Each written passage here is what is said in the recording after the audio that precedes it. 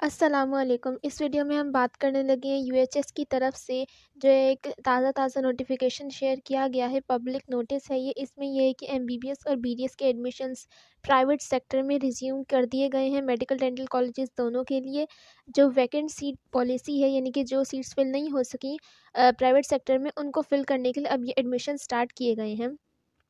तो मेन चीज़ें वो ये है कि एलिजिबल कौन-कौन से कैंडिडेट्स हैं और कौन-कौन अप्लाई नहीं कर सकते। उनमें ये है कि ऐसे स्टूडेंट्स जिन्होंने ऑनलाइन एप्लीकेशन पोर्टल जो पहले यूएचएस की तरफ से एडमिशन्स प्राइवेट सेक्टर के सेंट्रलाइज्ड एडमिशन पॉलिसी के थ्रू किए गए थे, उसमें जिन स्टूडेंट्स का नाम मेरिट लिस्ट पर आ गया था लेकिन वो अपनी फ़ीस सबमिट नहीं कर सके थे, ये किसी वजह से अपने कॉलेज को रिपोर्ट नहीं कर सके थे, वो इसमें एलिजिबल हैं अप्लाई करने के लिए। इसके अलावा वो ऐसे कैंडिडेट्स जो ऑलरेडी एडमिट हैं किसी पब्लिक सेक्टर मेडिकल या डेंटल कॉलेज में या फिर private sector medical dental college में, वो इन वैकेंट सीट्स के लिए अप्लाई नहीं कर सकते क्योंकि उनका एडमिशन पहले ही कंफर्म हो चुका है।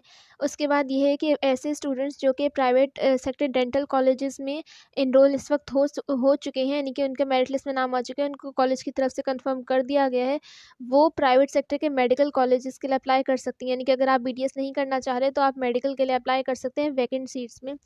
इसके अलावा वो कैंडिडेट्स जो कि वेटिंग लिस्ट पर थे और उनका किसी भी कॉलेज में एडमिशन नहीं हो पाया था, वो इसके लिए रीअप्लाई कर सकते हैं और दोबारा से अपने ऑर्डर ऑफ प्रेफरेंस डाल सकते हैं अपने फॉर्म के अंदर कि उनको किस कॉलेज में अब अप्लाई करना है इस वाले वैकेंट सीट पॉलिसी के अंदर। इसके लिए आपको ये करना होगा, यूएचएस की वेबसाइट पर जाकर जो अभी मेरिट लिस्टें आई थी, एमबीबीएस के लिए 5th मेरिट लिस्ट आई थी और 7th मेरिट लिस्ट बीडीएस के लिए आई थी, आपको वो जाके देखनी है। उसमें देखेंगे क्लोजिंग मेरिट कितना है और अपने फिर एग्रीगेट के हिसाब से ऑर्डर ऑफ प्रेफरेंस डालें वेबसाइट के अंदर अपने फॉर्म के अंदर, ताकि आपको उस पर कंसिडर किया जा सके। और ऐसे स्टूडेंट्स जो कि इसमें अप्लाई करते वक्त अपना ऑर्डर ऑफ प्रेफरेंस नहीं डालेंगे तो उन्होंने जो पहले सेंट्रलाइज एडमिशन पॉलिसी के वक्त डाला था उनका वही कंसिडर किया जाएगा। इसके अलावा अप्लाइंग प्रोसीजर देखें तो ऐसे कैंडिडेट्स जो इसमें अप्लाई करना चाह रहे हैं वैकेंट सीट्स के लिए, वो ये जो लिंक लिखा हुआ है यहाँ पर बोल्ड में, इस पर जाकर अपना फॉर्म फिल करेंगे। इसका लिंक आपको नीचे डिस्क्रिप्शन बॉक्स में से भी मिल जाएगा और इसकी कोई भी एप्लीकेशन फ़ीस नहीं है। इसके अलावा ये पोर्टल सिर्फ उन स्टूडेंट्स के लिए खोला गया है जो कि पहले ही अप्लाई कर चुके थे सेंट्रलाइज एडमिशन पॉलिसी में। ऐसे स्टूडेंट्स जिन्होंने कहीं भी पहले अप्लाई नहीं किया था वो इसमें अभी भी अप्लाई नहीं कर सकते क्योंकि जो डाटा है वो पहले वाला ही इस्तेमाल होगा। उसके बाद यही बात है कि आपने फ्रेश ऑर्डर ऑफ प्रेफरेंस डालना है और जो नहीं डालेंगे उनका पिछला वाला ही कंसीडर किया जाएगा। यहाँ पर आपकी कोई भी रिस्ट्रिक्शन नहीं होगी कि आप कितने कॉलेजेस में अप्लाई करना चाहते हैं और जितने में मर्ज़ी में करना चाहते हैं उसमें आप अप्लाई करें। बस आपने अपने एग्रीगेट के हिसाब से प्रेफरेंस डालना होगा।